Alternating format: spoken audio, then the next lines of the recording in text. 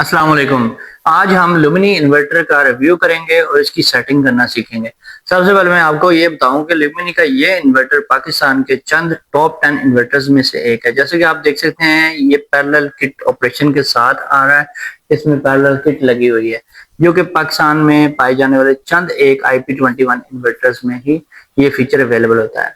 और ये काफी हैवी वेट है। जब हमने इसको उठाया तो ये इसका वेट जो है आम इन्वर्टर से काफी ज्यादा था। और ये इन्वर्टर जो है 6.2 किलोवाट में है, 8000 पीवी है इसकी।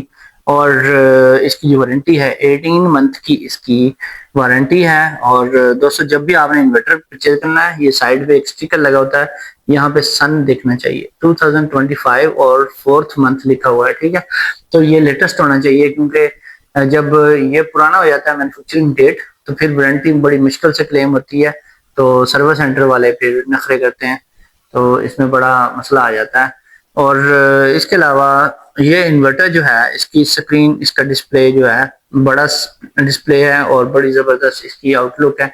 और इसकी जो ब्राइटनेस है, कंट्रास्ट है इसकी एलसीडी का, ये बहुत ही ज़बरदस्त है। अब इसकी सेटिंग चेक करते हैं। नंबर 1 पे आपने आउटपुट सोर्स प्रायोरिटी की सेटिंग करनी है। SUB रखेंगे तो ये वापडा शेयरिंग होगी, और SBU कर देंगे तो ये बैटरी शेयरिंग होगी। नंबर 2 पे यूपीएस और एपीएल की सेटिंग है। इसमें से जो मर्जी रखें, दोनों ही बेहतरीन काम करती हैं। यूपीएस ज़्यादातर पीसी वगैरह के लिए होता है। और 3 पे जो है 230 आउटपुट के वोल्टेज की सेटिंग है। ये इसको नहीं छेड़ना आपने। 4 पे है इसकी फ्रीक्वेंसी 50, इसको भी 50 रहने दें आप। और इसके बाद जो आपकी सेटिंग आती है 5 नंबर की, यहाँ पे BLU बैटरी लोड यूटिलिटी, यानी कि पहले किस चीज़ को ये फोकियत दे। तो 6 पे है BYE, ये इधर ही रहने दें आप। और यहाँ पे 5 पे आप LBU भी कर सकते हैं। वैसे बैटरी जो है वो BLU रखेंगे तो बैटरी को ये फर्स्टली चार्ज करेगा। और BYE का मतलब है कि बाईपास इनेबल, अगर ओवरलोड होता है तो ग्रिड के ऊपर बाईपास हो जाएगा। और 7 पे है LFD। और ये है जी 8 पे भी ये ओवरलोड और ओवर टेम्परेचर की वजह से रिस्टार्ट होता है। 9 पे है ग्रिड फीडिंग, यहाँ से डिसेबल पे रखना है अगर आपने नहीं करवाई हुई नेट फीडिंग तो। 10 पे है चार्जिंग सोर्स प्रायोरिटी। OSO रखेंगे तो ओनली सोलर, सिर्फ सोलर से चार्जिंग होगी। CSO रखेंगे तो दोनों से होगी। 11 पे है ये इसके जी अम्पेयर्स हैं चार्जिंग के, 60 ये सोलर से होते हैं। और 13 नंबर पे है 30 अम्पेयर, ये ग्रिड से होते हैं। और इसके अलावा आप अच्छा, यहाँ पे आप जो है ग्रिड से चार्जिंग अम्पेयर ज्यादा ना रखा करें, क्योंकि अक्सर इन्वर्टर्स को मैंने देखा है कि हीट अप हो रहे हैं। हाँ, अगर आपने लिथियम बैटरी कनेक्ट की हुई है तो फिर आप 30 एम्पेयर रख लें। और या फिर आपने TX 3500 रखी हुई है ट्यूबुलर बैटरी बड़े साइज की, तो फिर भी 30 एम्पेयर ठीक है। TX 2500 जो है उसके लिए भी ठीक है। और ये जो आपकी छोटी बैटरियां होती हैं TX 1800, या फिर नॉर्मल लेड एसिड कोई भी बैटरी है, हाई स्पीड भी हो, वो भी आपने 20 एम्पेयर से ज्यादा नहीं रखनी है। अच्छा, इसकी कैपेसिटी देखें, 120 एम्पेयर का इसके अंदर ग्रिड से चार्जर है। और यहाँ पे आप 2 एम्पेयर भी सेट कर सकते हैं, 10 भी रख सकते हैं, बेस्ट वैल्यू है। और जो है 20 भी रख सकते हैं। 10 रखेंगे उसका फायदा ये है कि थोड़ा खर्चा कम होगा, बिजली का स्लो स्लो लाइट जो है ना ये लेगा। और 20 पे रखेंगे तो ये इलेक्ट्रिसिटी ज्यादा कंज्यूम करेगा। 14 पे है यूज, ये है जी battery type user custom defined. 17 पे है बल्क चार्जिंग वोल्टेज 58.6 है। तो यहाँ पे आप इस इन्वर्टर में कमाल की सेटिंग है जी, 63 या 64 तक जाता है।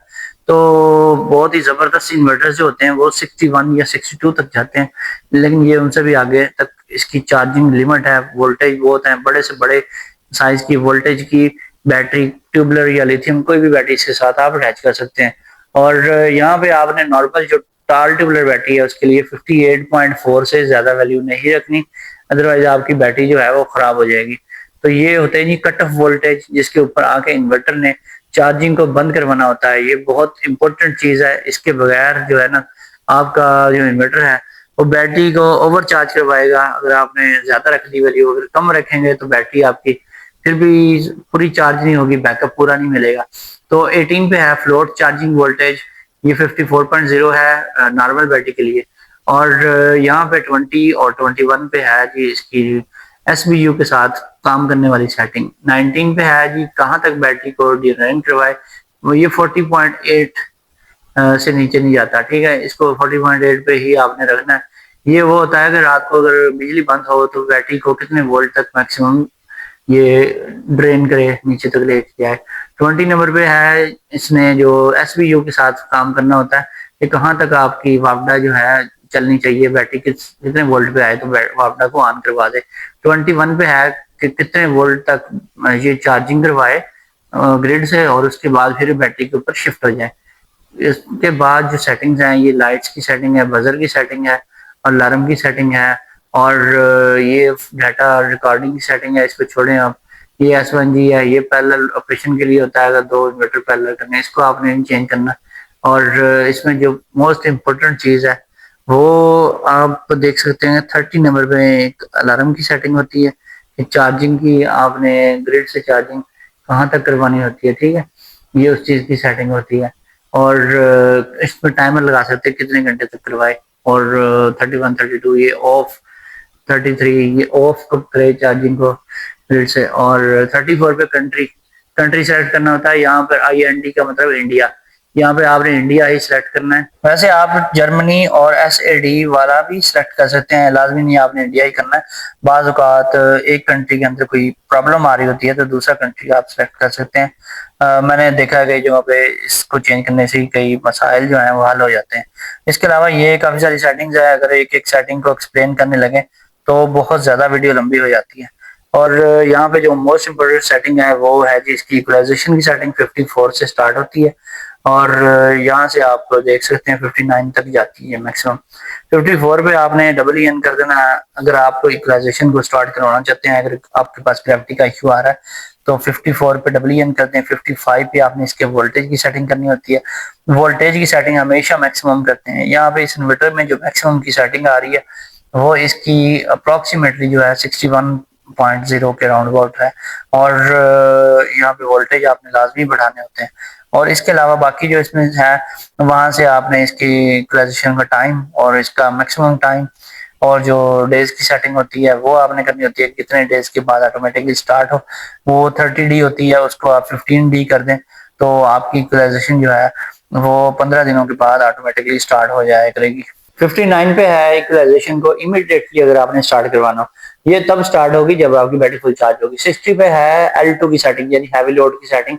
हैवी लोड जो है आप 2000 वाट तक का इसके ऊपर लोड डाल सकते हैं L2 सेकंड आउटपुट के ऊपर। तो इसको आपने यहाँ पे वोल्टेज सेट करने हैं, जितने वोल्टेज पर आप चाहते हैं कि ये बैटरी को चलाए उतना आप इसकी सेटिंग कर लें। और यहाँ पे 62 63 इस पे ऑन और ऑफ होना चाहिए, और 61 पे DDS होना चाहिए, तो आपकी जो हैवी लोड की सेटिंग बेहतरीन काम करेगी।